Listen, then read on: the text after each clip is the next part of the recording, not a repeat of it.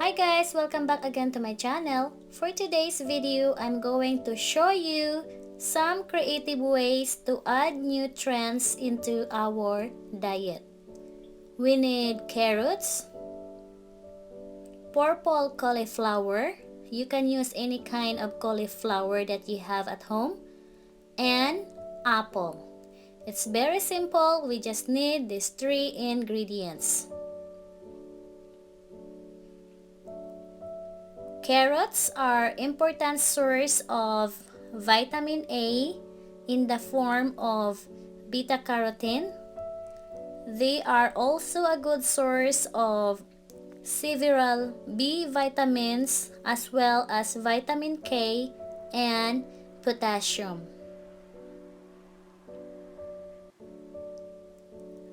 Our purple cauliflower here contains important vitamins and minerals for overall of our health.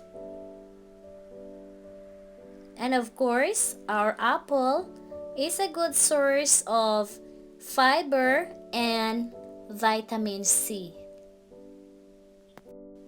If you don't like the taste of carrots and cauliflower juice, you can add more apple because this will help to make your juice sweeter.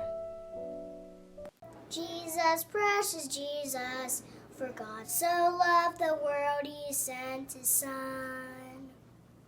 Jesus, precious Jesus, do they understand you are the promised one? And now we are done. The juice looks really good. As you can see, the color really pretty also. So this is it for today guys. Thank you so much for watching. If you have any question, just comment it down below and I will get back to you. Thank you.